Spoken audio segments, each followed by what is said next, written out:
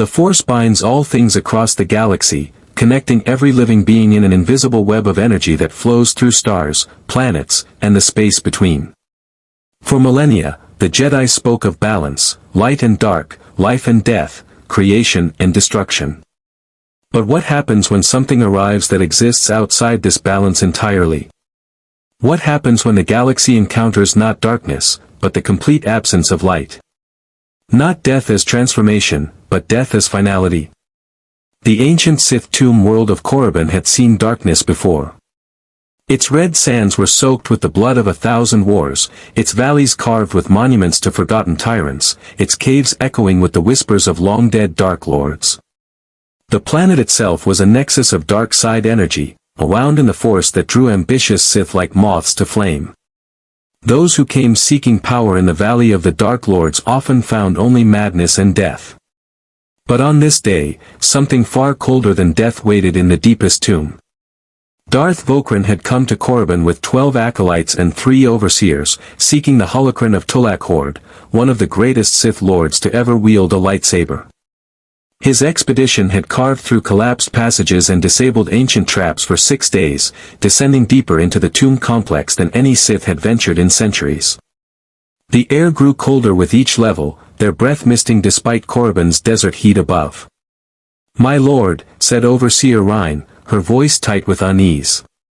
"The temperature, this isn't natural. Even for Korriban." Vokren waved her concern away with a gauntlet hand.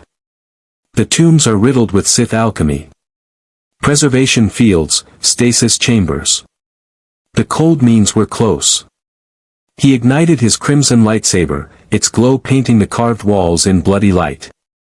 Ancient Sith script covered every surface, warnings, perhaps, or promises of power.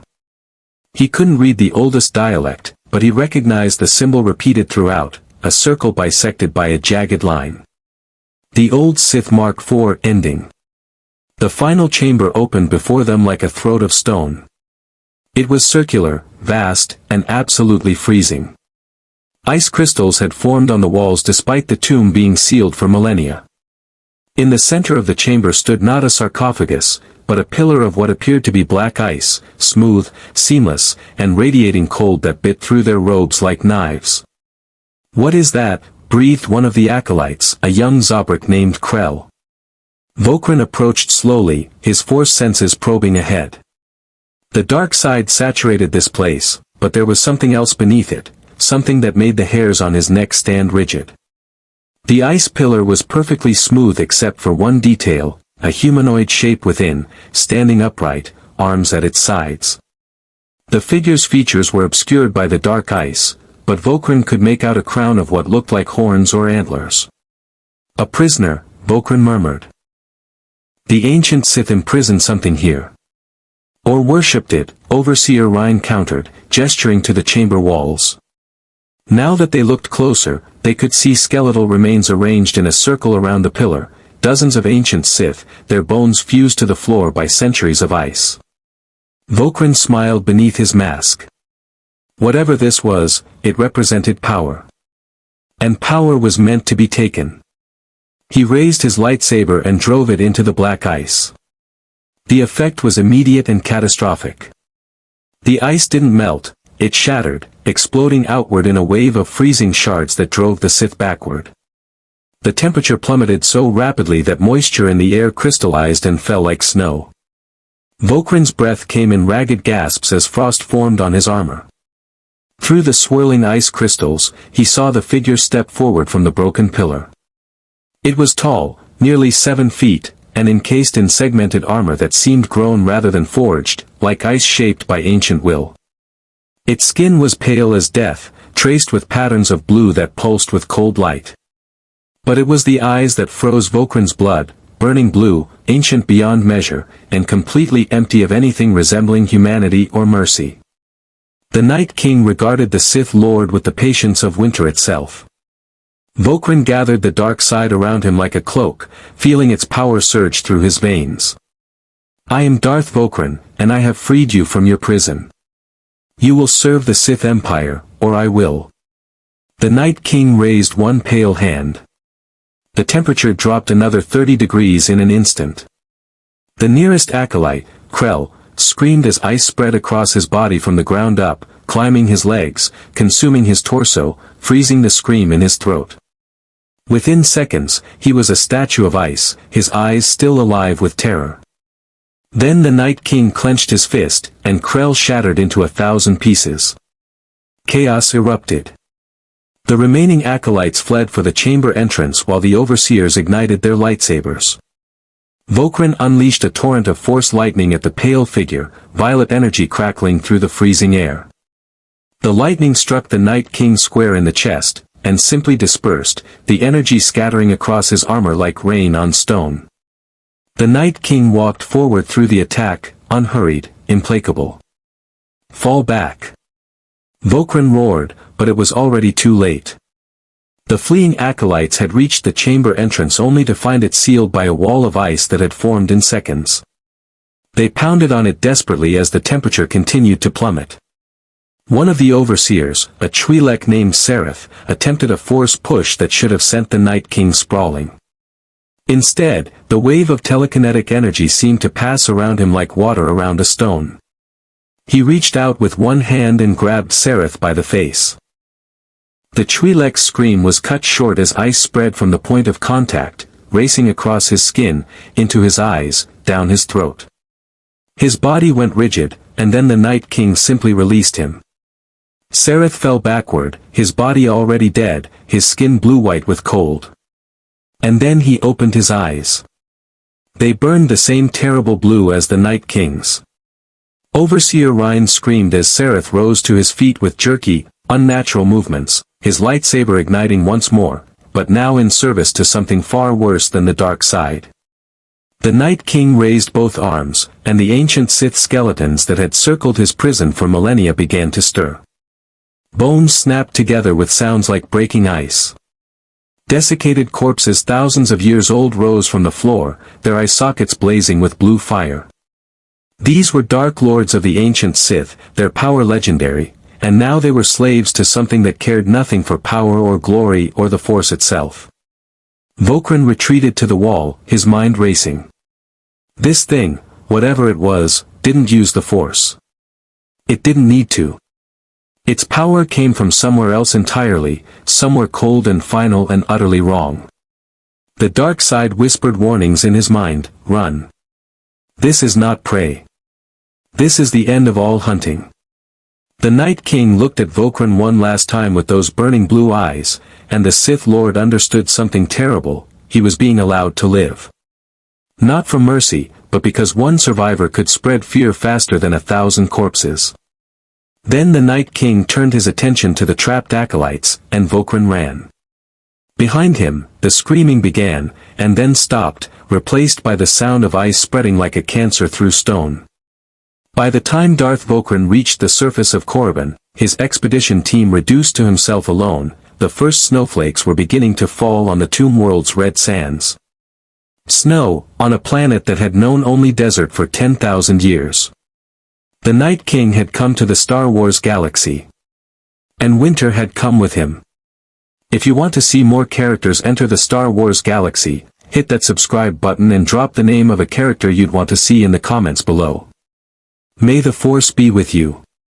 Darth Vokren's ship broke atmosphere with its engines screaming, pursued by nothing but his own terror. The Sith Lord sat in the cockpit of his personal cruiser, hands trembling on the controls as he set course for Dromund Kaas, the throne world of the Sith Empire. Behind him, Korriban's red surface was disappearing into the distance, but he could still see it, a spreading white stain across the Valley of the Dark Lords, like a disease consuming the ancient tombs. He had left 12 people in that tomb. 13, counting himself. He was the only one who escaped with his life still his own. The hyperdrive calculations completed, and the stars stretched into lines as his ship leaped into hyperspace. Only then did Vokren allow himself to breathe. His hands found the communications console, fingers hovering over the emergency transmission controls. What would he tell the Dark Council? That he had unleashed something. That an entity immune to the Force now walked Korriban. They would demand proof. They would call him a coward, a failure. Worse, they might send him back. Vokren closed his eyes and tried to calm his racing thoughts through Sith meditation techniques, embracing his fear, transmuting it into power. But the fear wouldn't transform. It sat in his chest like a block of ice, numbing rather than empowering. The face of that thing haunted him, those blue eyes that looked at him not with hatred or hunger, but with the simple acknowledgement that he was already dead. Just, not yet. The journey to Dromund Kaas took 18 hours. Vokren spent them in fitful meditation, reaching out through the Force to sense what he had left behind. Korriban's presence in the Force had always been a wound, a screaming nexus of dark side energy accumulated over millennia. But now there was something else. A cold spot. A place where the Force itself seemed to recoil, as if the fabric of connection between living things was being cut strand by strand. When his ship emerged from hyperspace above Dromund Kaas, the throne world's perpetual storm clouds greeted him like old friends. The capital city of Kaas City sprawled across the jungle landscape, its Sith architecture rising in defiant spires against the constant rain. Vokren transmitted his identification codes and was granted immediate landing clearance at the Dark Council's private spaceport. The summons came before he even left his ship. Darth Vokren. The Dark Council requires your immediate presence. The matter of your incomplete expedition. He had expected this. The Council monitored all Sith activities, especially expeditions to places of power. His return without his team would have triggered alerts across the intelligence network. The Council chamber was a circular room dominated by 12 seats arranged in a semicircle, though only 8 were currently occupied. The Dark Council, the most powerful Sith lords in the Empire, each commanding fleets and armies, each a master of the dark side. They looked down at Vokren like predators evaluating wounded prey. Darth Vokren, spoke Darth Mortis, the head of the council, her voice like silk over steel. You departed for Korriban 13 days ago with 12 acolytes and 3 overseers.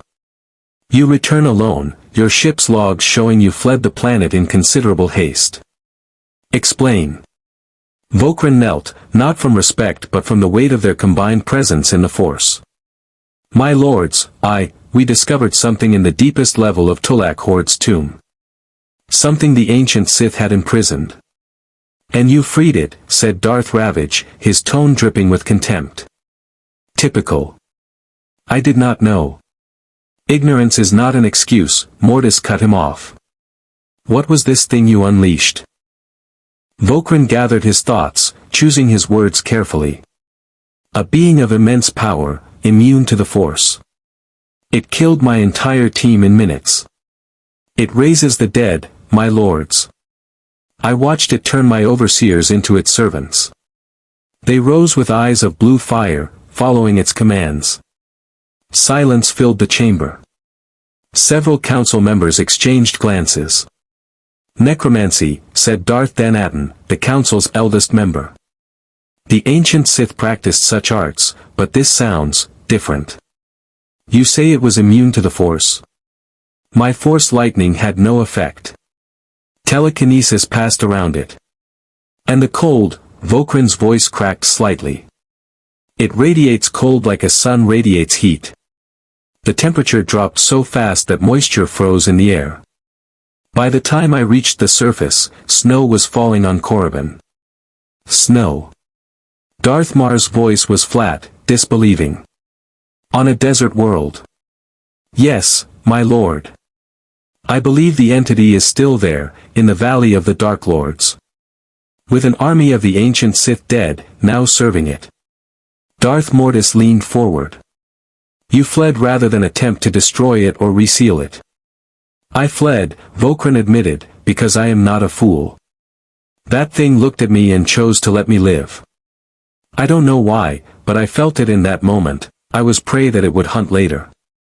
It wanted me to run. Another silence, longer this time. Finally, Darth Vokren spoke, his tone thoughtful. An entity that raises the dead and commands them. Immune to the Force.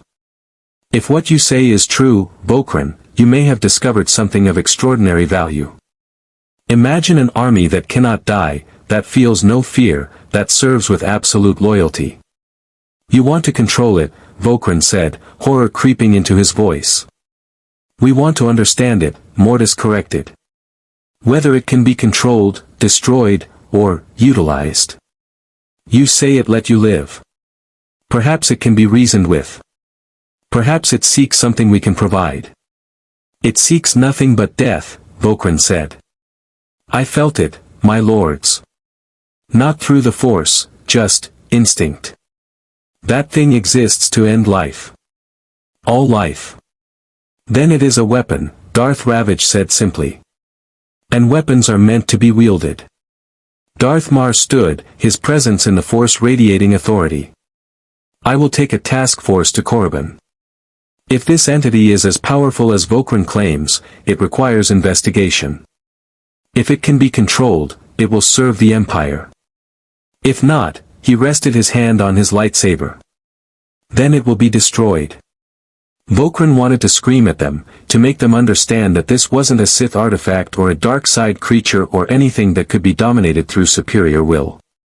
But he held his tongue. The Dark Council had made their decision, and arguing further would only mark him as weak. You will accompany Lord Marr, Mortis commanded. You know the tomb's layout.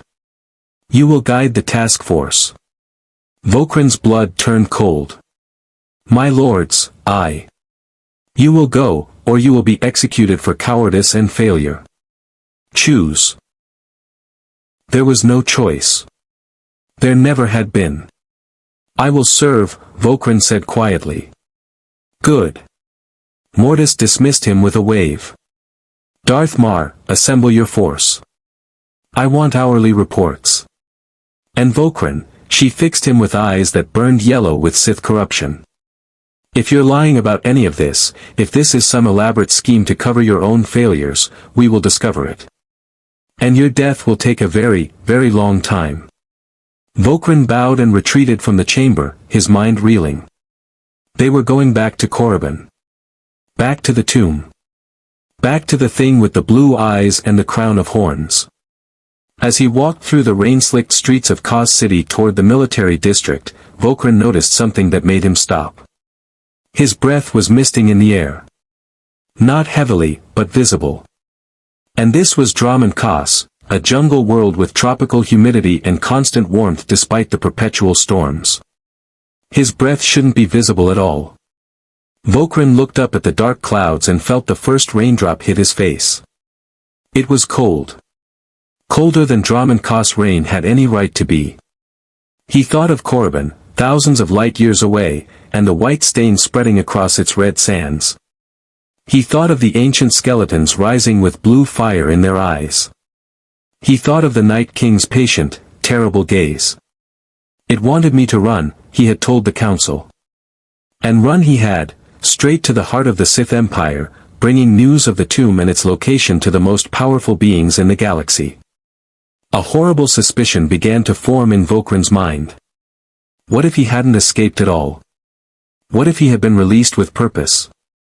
What if the Night King had wanted someone to carry word back to civilization, to draw more life to Korriban, to bring armies and fleets and millions of living beings into range of those pale hands and that terrible cold? The rain fell harder now, each drop a degree colder than the last. Somewhere in the jungle beyond Kaas City, Vokren heard a sound he had never heard on this world before, the keening cry of something dying from cold rather than predation. Winter was coming to Dromund Kaas. And the Sith had invited it in. The hangar bay of the terminus, Darth Marr's personal dreadnought, thrummed with activity as the task force prepared for departure. 200 Sith troopers in crimson armor loaded heavy weapons onto dropships while Sith apprentices checked the power cells on their lightsabers.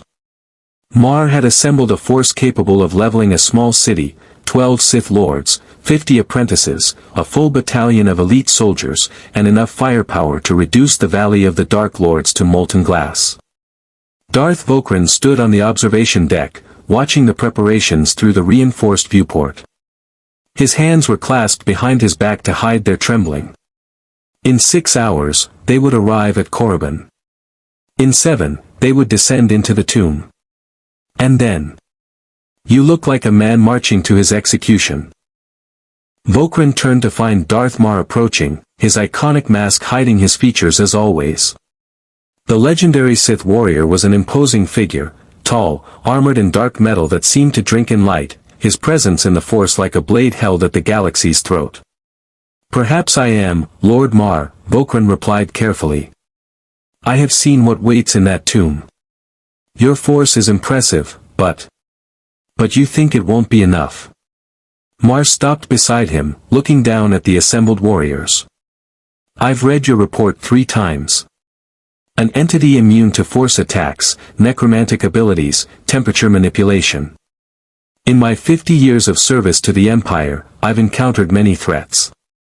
None of them were invulnerable. This one is different. Everything is different until you find its weakness." Marr's tone was matter-of-fact, almost philosophical. The ancient Sith imprisoned it once. That means it can be contained. Possibly destroyed. We simply need to understand how. Vokren wanted to argue, to make Marr understand the primal wrongness of the Night King's existence. But the Dark Council had given its orders, and Darth Marr was not a man who tolerated dissent. Instead, Vokren asked, "What does the Council hope to gain from this? Even if we somehow capture it, how could we possibly control something that doesn't acknowledge the Force?" Marr was silent for a long moment. When he spoke, his voice was quieter, almost contemplative. 3 months ago, our scouts reported unusual activity in the unknown regions. Entire systems going silent. At first, we assumed it was the Eternal Empire expanding its territory. But the few survivors who escaped told stories of something else. Something cold. Vokren's blood froze. What kind of stories? Ships found drifting, their crews frozen solid. Colonies discovered with every living thing dead, their bodies preserved in ice. And in one case, a Republic patrol encountered a derelict vessel crewed entirely by corpses that were still moving, still following orders, still attempting to pilot the ship. Marr turned to look at Vokren directly. Their eyes were described as burning blue. The implications crashed over Vokren like a tidal wave. It's already spreading. Whatever I released, it wasn't contained to Korriban. Or, Marr countered, what you found in that tomb wasn't the source. Perhaps it was merely one of many. Perhaps these entities have been in our galaxy for far longer than we realized, sleeping in dark places, waiting for the right conditions to awaken. That's not reassuring, Lord Marr. It's not meant to be. It's meant to be the truth. The Sith Lord gestured to the assembled force below. We go to Korriban not to capture a curiosity, Vokren. We go to assess a threat that may already be existential. If this entity commands an army of the undead, if it can spread like a plague across worlds, then the Sith Empire faces something worse than the Republic, worse than the Jedi. We face extinction. The terminus shuddered as its massive engines engaged. Through the viewport, Vokren watched Dromund Kaas fall away, the throne world shrinking to a green and gray sphere wrapped in storm clouds. Even from orbit, he could see something wrong with the weather patterns, unusual white formations at the poles, spreading slowly but inexorably toward the equator. The journey through hyperspace was tense. Vokren spent it in his quarters, meditating on the dark side, trying to find strength in his fear and anger. But the memory of the Night King's eyes kept intruding, those ancient, patient, empty eyes that promised not death but something far worse. An ending so complete that even the Force itself would forget you existed. When the terminus dropped out of hyperspace above Korriban, the entire bridge crew fell silent. The tomb world had changed. Korriban's familiar red deserts were now streaked with white. Snow and ice covered nearly a third of the planet's surface, spreading outward from the Valley of the Dark Lords like a cancer. The atmospheric readings showed temperature drops of 40 degrees in regions that should have been burning under the system's sun. Orbital scans detected no volcanic activity, no environmental disasters, just cold, spreading with impossible speed. "By the dark side," whispered one of the navigation officers. Darth Marr stood at the bridge's center, his masked face reflecting the viewscreen's glow. "How long has it been since Vokren's expedition?" 13 days, my lord," replied the officer. 13 days to freeze a third of a planet. Marr's voice was grim. "Scan for life signs in the valley." The sensors officer worked her console frantically, then looked up with visible confusion. "My lord, I'm detecting thousands of life signs in the valley. But the readings are wrong. The biological signatures are there, but there's no heat. No metabolism.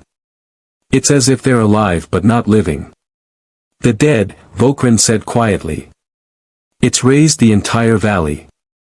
Every Sith buried there for the last 5,000 years." Marr nodded slowly. "Then we know what we're facing. Launch all dropships. Full combat deployment. I want bombardment cruisers in high orbit. If this mission fails, I want the valley reduced to ash from space." The descent to Korriban was like entering the mouth of winter itself. The dropships pierced through clouds that crackled with ice crystals, their hulls groaning under the sudden temperature change. Through the viewport, Vokren watched the Valley of the Dark Lords approach, and his heart sank. The ancient tombs were no longer dormant monuments.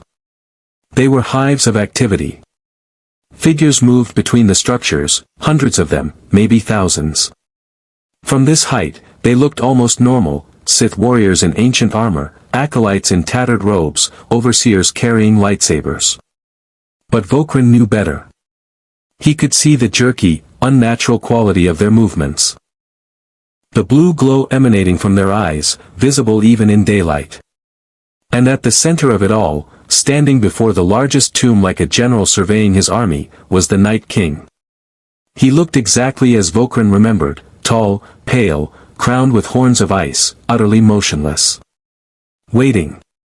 Target acquired," came the pilot's voice over the comm, "all ships, weapons free on my mark." The Night King raised one hand. The temperature inside the dropship plummeted. Frost spread across the viewports in seconds. The pilot's breath came out in ragged gasps as ice formed on the controls. Losing altitude, engines icing up. All ships evasive. Marr's voice cut through the comm channels. "Do not engage directly. Land at the perimeter and advance on foot." But it was too late for 3 of the dropships. Vokren watched in horror as ice spread across their hulls, freezing their engines, sending them spinning toward the ground. They crashed in the red sand with sounds like breaking bones, their armored hulls crumpling on impact. Then the wights descended on them. The Sith troopers who survived the crashes stumbled from the wreckage, only to be swarmed by dozens of undead Sith. Ancient warriors with lightsabers still clutched in skeletal hands, their blades igniting with familiar crimson light, but now wielded with mindless, relentless efficiency. The troopers opened fire, blaster bolts tearing through desiccated flesh and ancient armor, but the wights didn't stop. Didn't slow. Didn't feel pain.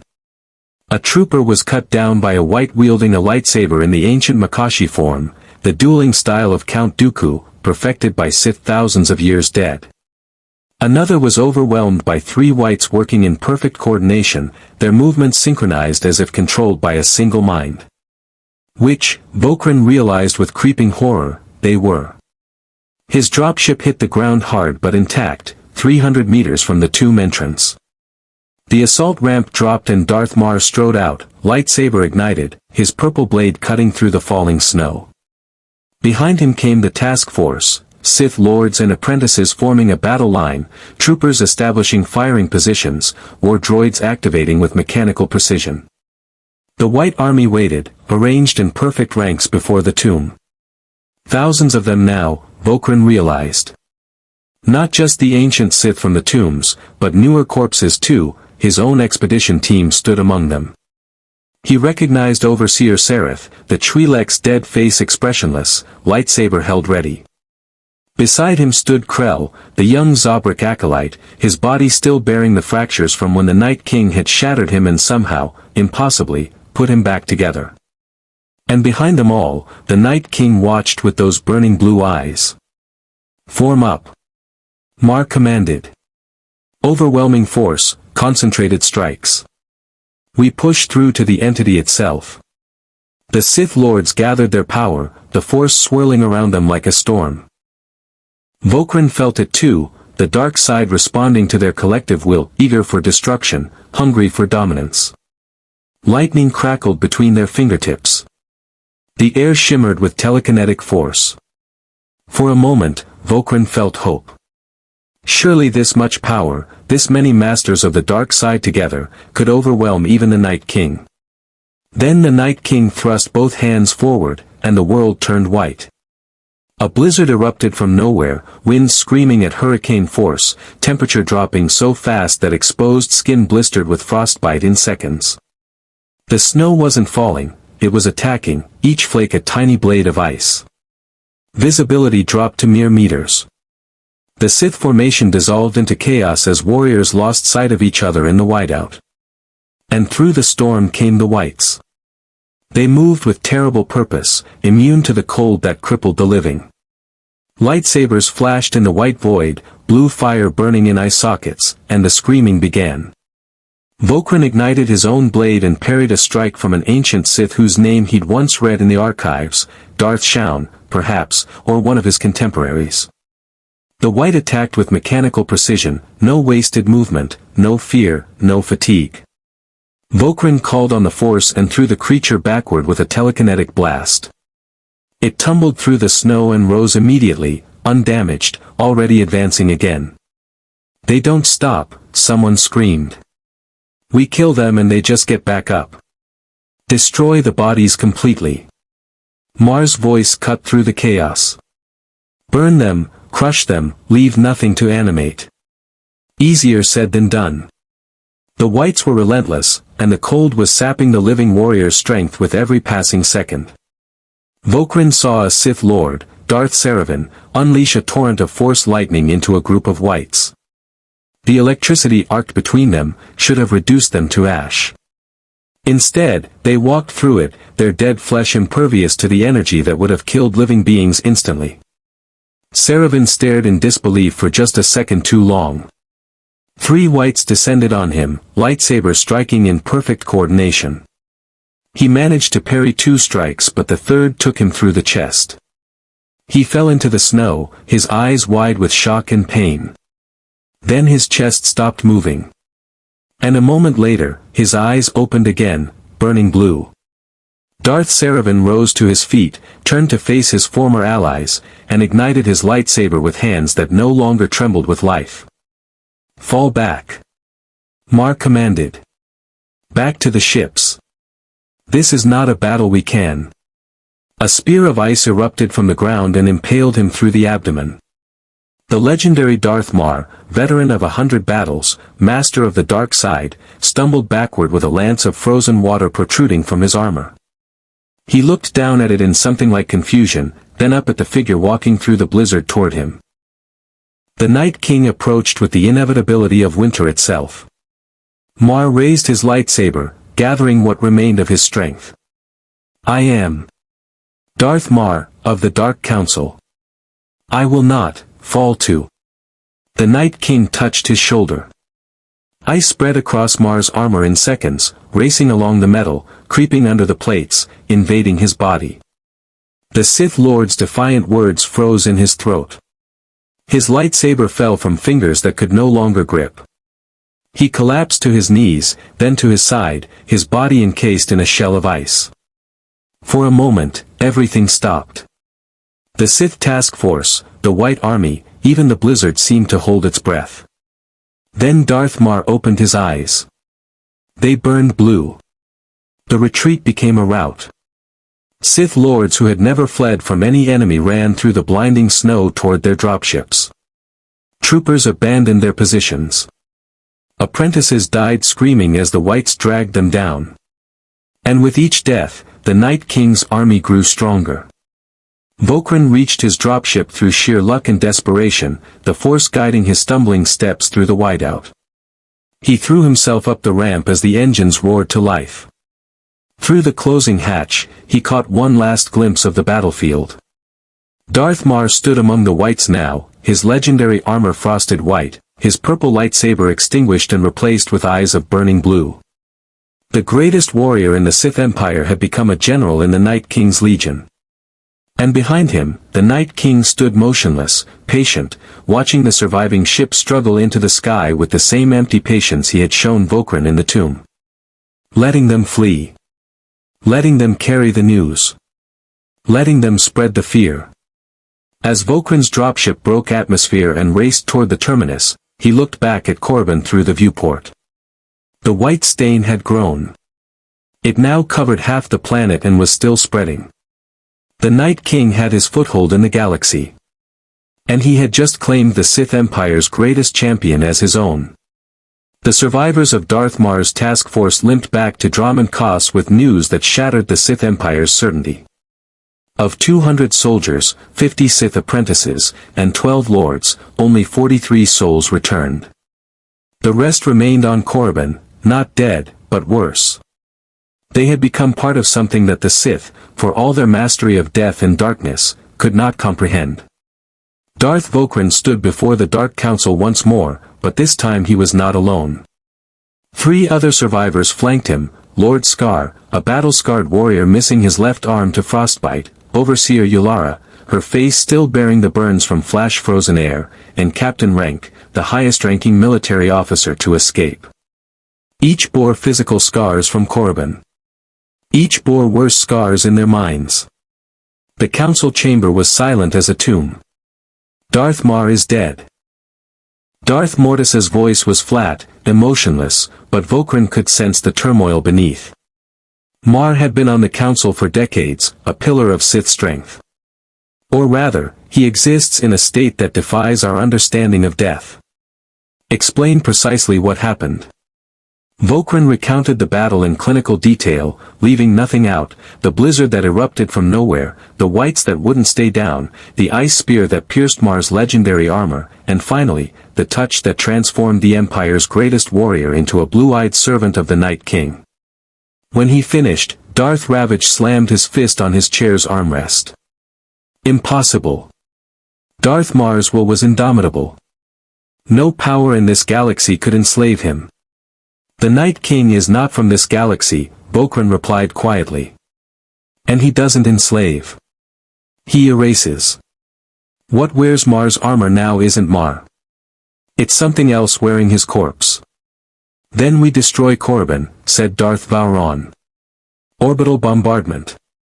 Reduce the entire planet to molten slag. If this entity cannot survive that. It survived being entombed for thousands of years, Overseer Yulara interrupted, her voice hoarse.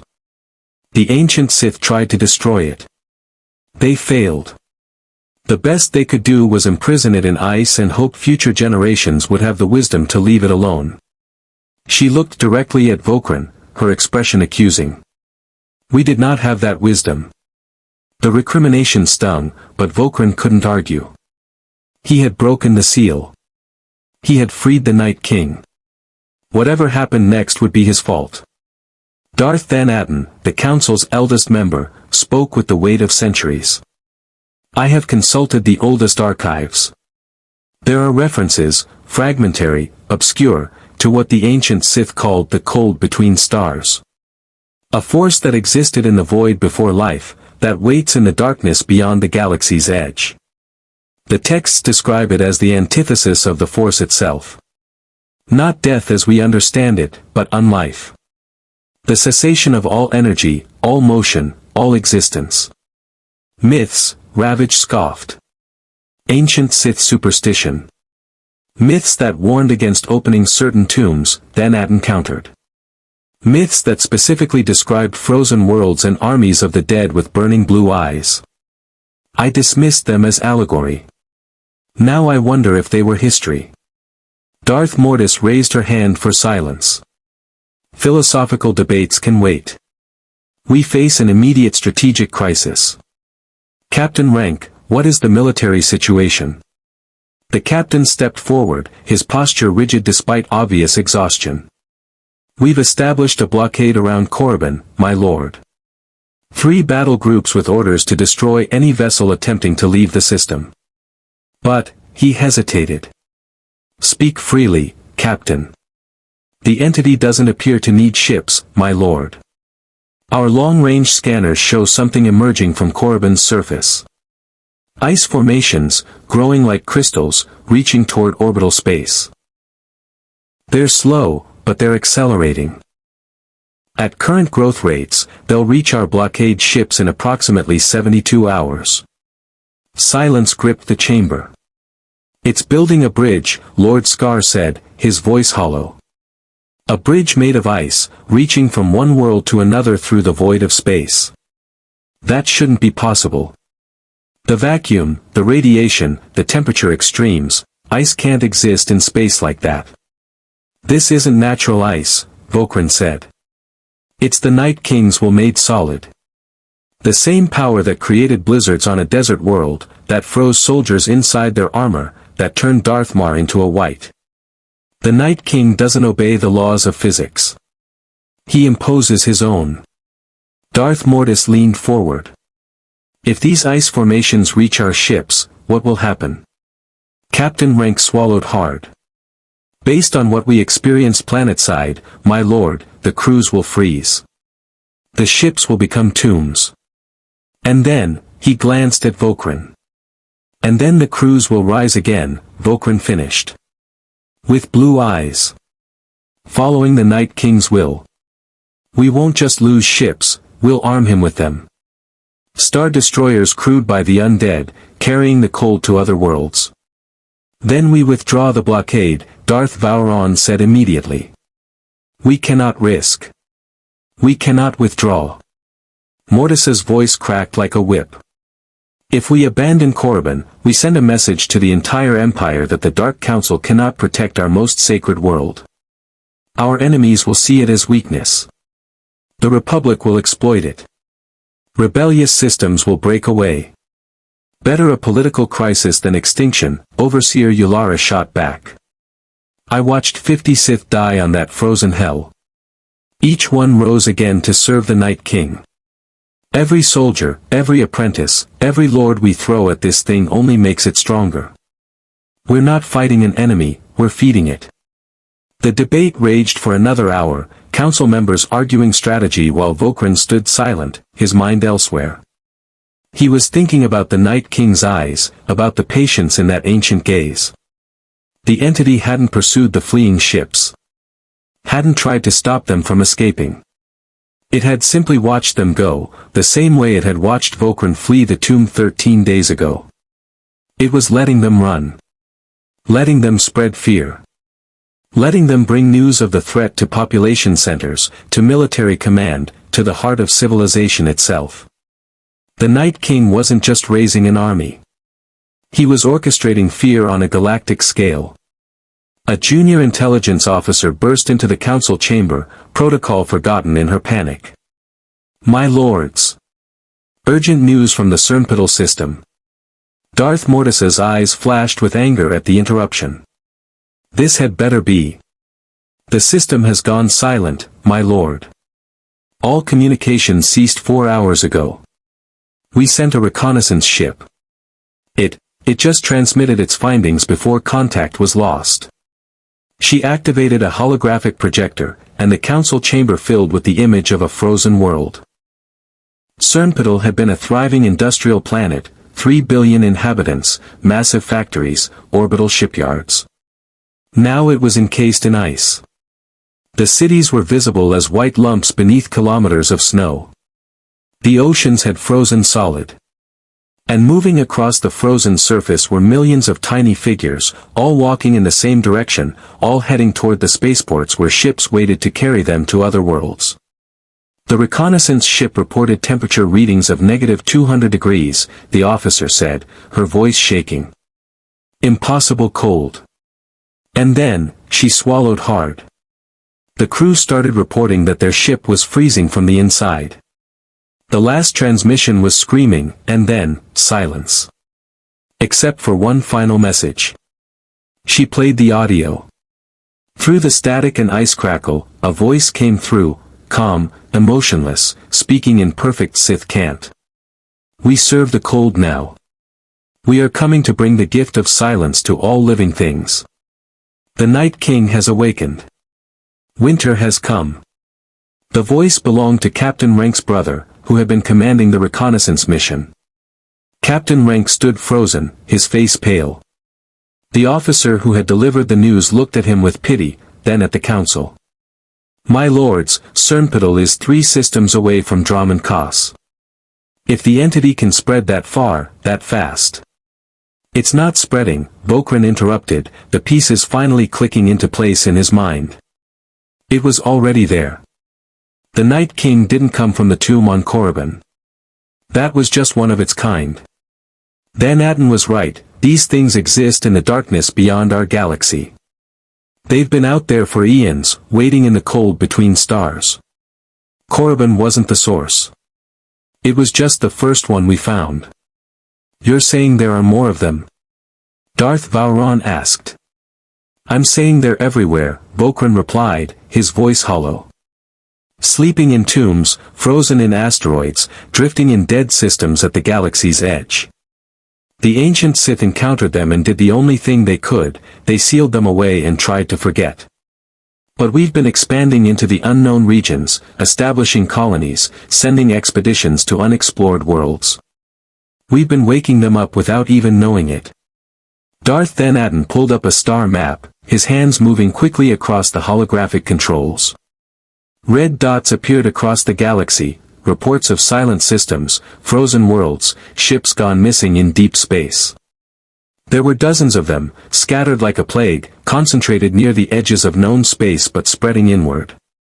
By the dark side, someone whispered. The red dots began connecting, forming a pattern. They were all moving in the same direction, toward the galactic core, toward the densely populated systems, toward the throne worlds of both the Sith Empire and the Galactic Republic. They're coordinating, Lord Scar said. Separate entities, maybe separate armies, but all working toward the same goal. The extinction of all life in the galaxy, Vokren finished.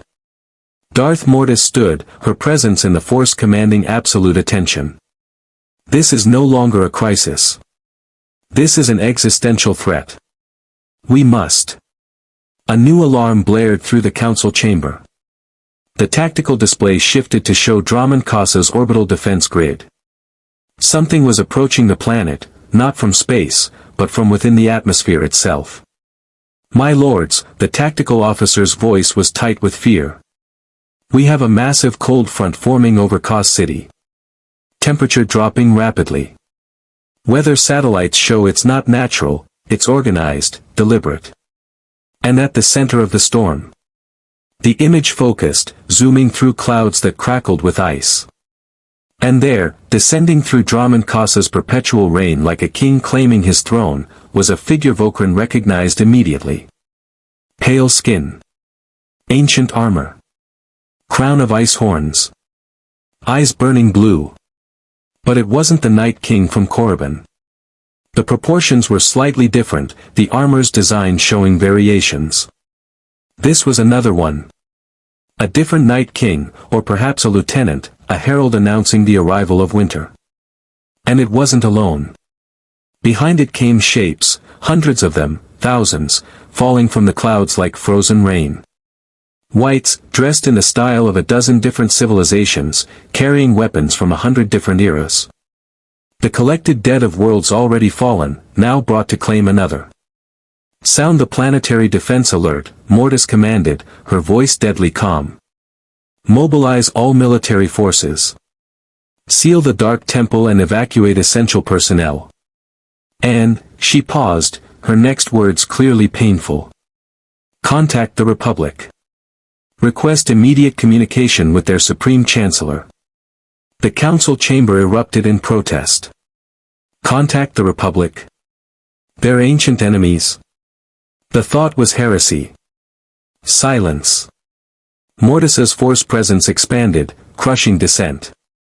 The Sith Empire cannot survive this alone. Neither can the Republic. Either we unite against this threat, or we die separately, and our corpses will serve the very thing that destroyed us. Are there any objections? No one spoke. Even in the Sith Empire, where pride and power reigned supreme, survival instincts eventually prevailed. Outside the council chamber, beyond the reinforced walls and the city itself, the first snow began to fall on Dromund Kaas's capital.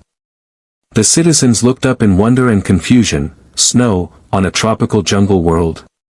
Then the temperature began to drop, and wonder turned to terror. In the residential districts, people rushed to their homes, sealing doors and windows against the sudden cold. In the military barracks, soldiers donned winter gear they'd never needed before and scrambled to defensive positions. In the dark temple, Sith acolytes felt something they'd been trained never to feel, fear of the dark side itself, as it recoiled from something darker still. And falling through the snow, descending on grav chutes made of ice, came the dead of a dozen worlds, their eyes burning blue, their weapons ready, their loyalty absolute. The siege of Dromund Kaas had begun. And Darth Vokren, standing at the council chamber's viewport watching death descend on his homeworld, finally understood the full scope of what he had unleashed. The Night King hadn't needed ships to spread across the galaxy.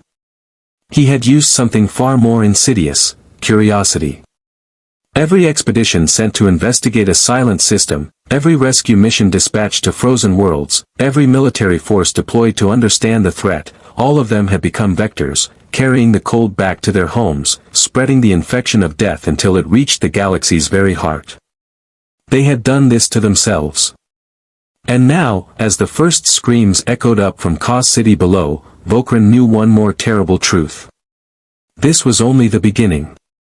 The Galactic Senate chamber on Coruscant had never been designed for the message it was about to receive. For 1,000 years, the Republic and the Sith Empire had existed in a state of perpetual Cold War, occasional open conflicts, constant espionage, mutual hatred so deep it had become cultural identity. The idea of the Sith Emperor requesting an emergency session to address a mutual threat was so unprecedented that many senators initially dismissed it as a trap. Then the reconnaissance data arrived. Supreme Chancellor Suresh stood at the chamber's center, her Twi'lek features illuminated by the holographic projections surrounding her. Dozens of planets displayed in wireframe: Cernpedal, Korriban, Dromund Kaas, and 17 others. Each one showed the same pattern: rapidly dropping temperatures, communications blackouts, and in the few cases where visual data existed, the same horrifying sight of armies walking across frozen landscapes with eyes that burned blue. "This session is called to order," Suresh announced, her voice carrying through the repulsor-supported pods where thousands of senators floated. "We face a crisis that transcends our historic conflicts. The Sith Empire has shared intelligence regarding an entity, or multiple entities, that they have designated Night Kings. These beings appear to possess abilities that defy our understanding of the Force and conventional physics." Senator Gareth of Alderaan stood in his pod, his face skeptical. "With respect, Chancellor, the Sith have cried threat before to manipulate us into truces that serve only their interests. How do we know this isn't another?" The hologram changed, displaying footage from the reconnaissance ship at Cernpedal. The Senate chamber fell silent as they watched a thriving industrial world transform into a frozen tomb in time-lapse. Cities buried under snow in hours. Oceans freezing solid. And then the figures rising from the ice, millions of them, former inhabitants of Cernpedal. Now walking with synchronized purpose toward the spaceports. "This footage is verified as authentic by our intelligence services," Suresh continued. "Cross-referenced with independent Republic data, sensor readings from commercial vessels, and testimony from survivors. Whatever the Sith have encountered, it is real, it is spreading, and 3 Republic systems have now gone silent in the past 72 hours. A different senator, Maul from Ord Mantell, gestured urgently. "Chancellor, we've received our own reports.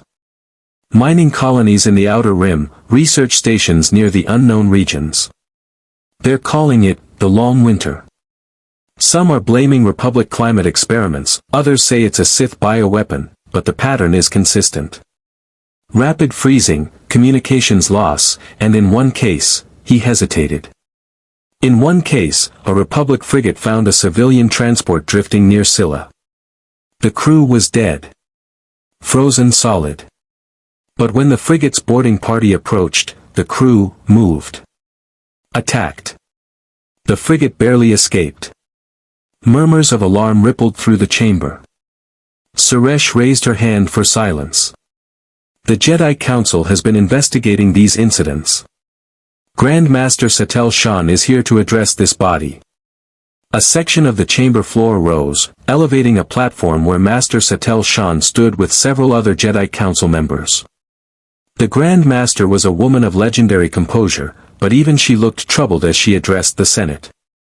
Senators, the Force is disturbed in ways we have not felt in generations.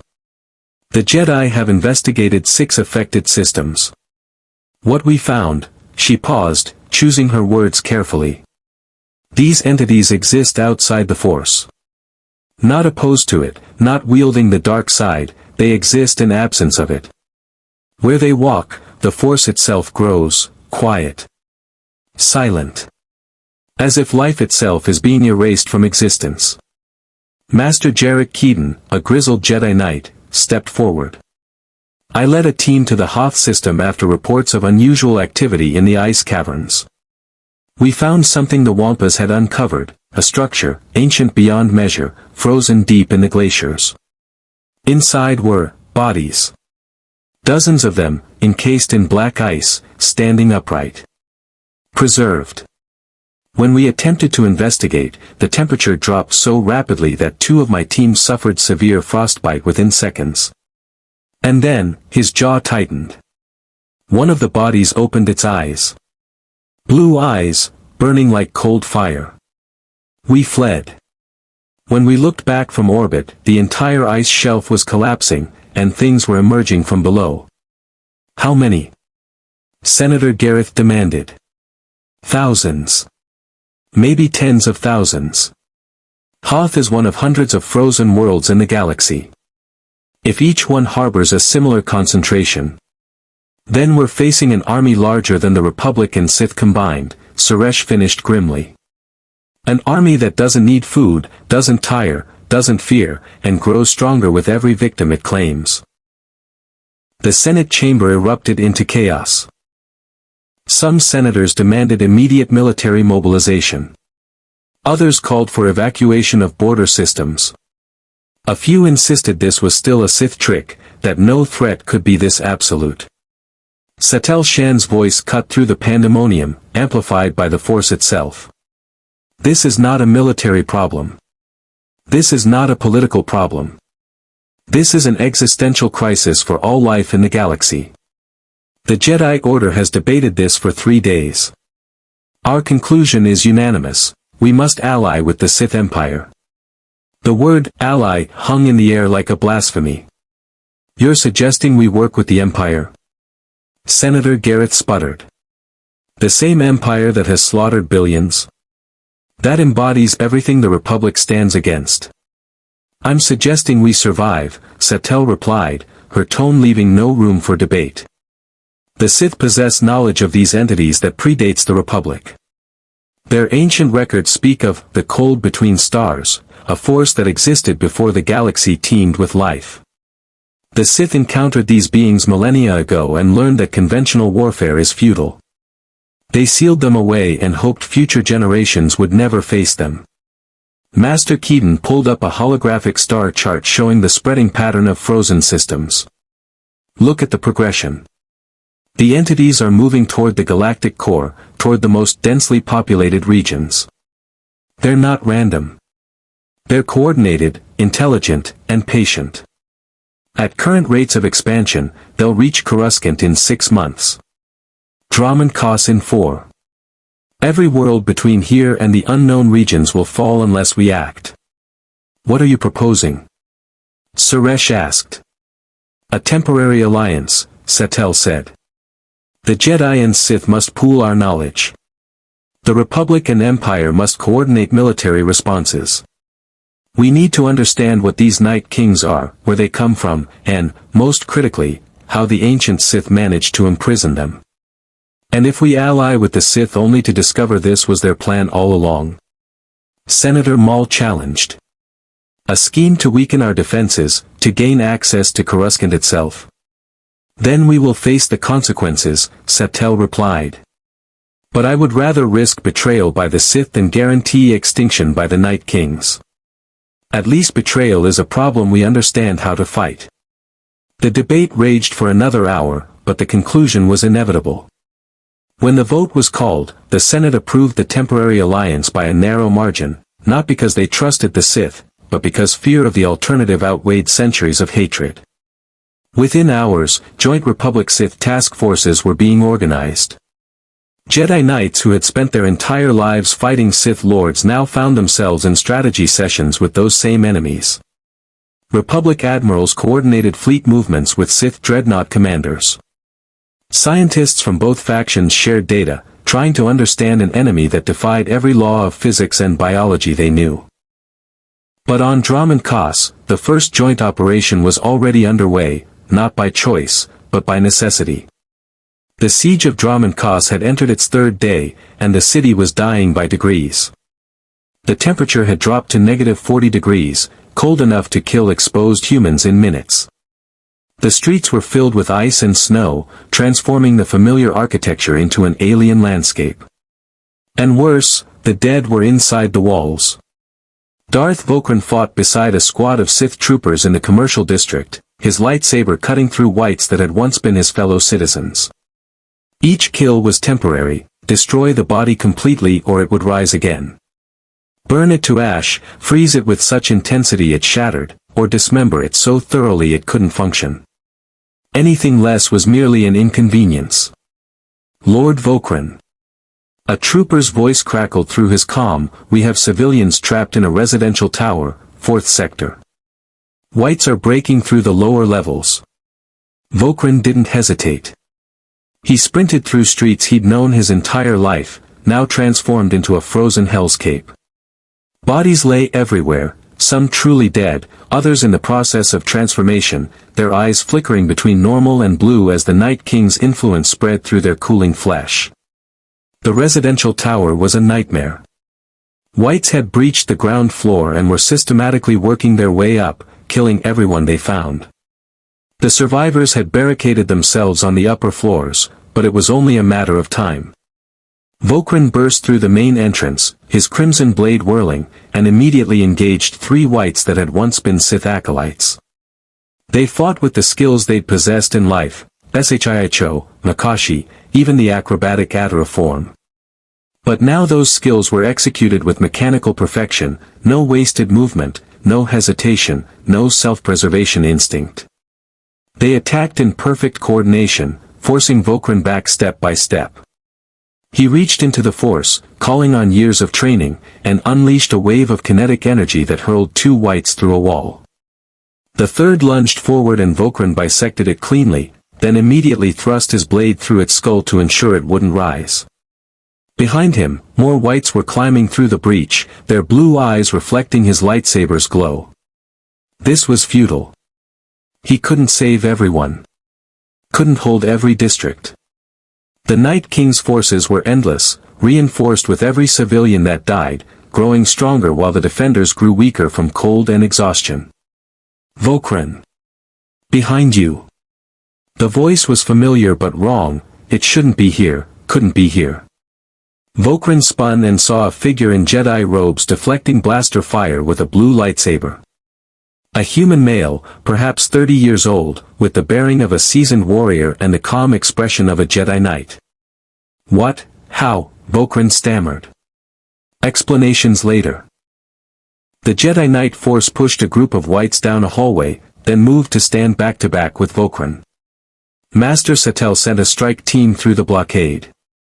If we're going to fight these things, we need to understand them. That means keeping Dromund Kaas from falling long enough to study them. You're insane, Vokren said, but he was already moving, cutting down wights in tandem with the Jedi. It felt wrong, fighting alongside the enemy, their lightsabers complementing each other, red and blue creating purple shadows on the frozen walls. I'm Jorik, the Jedi said between strikes. And yes, probably insane.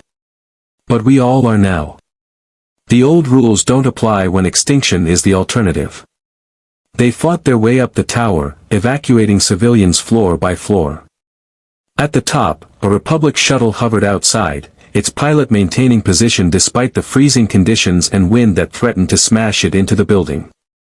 Vokren and Jorik loaded the civilians, 37 souls, mostly families too stubborn or too poor to evacuate earlier, and watched the shuttle bank away toward the spaceport. How many more buildings? Jorik asked, breathing hard.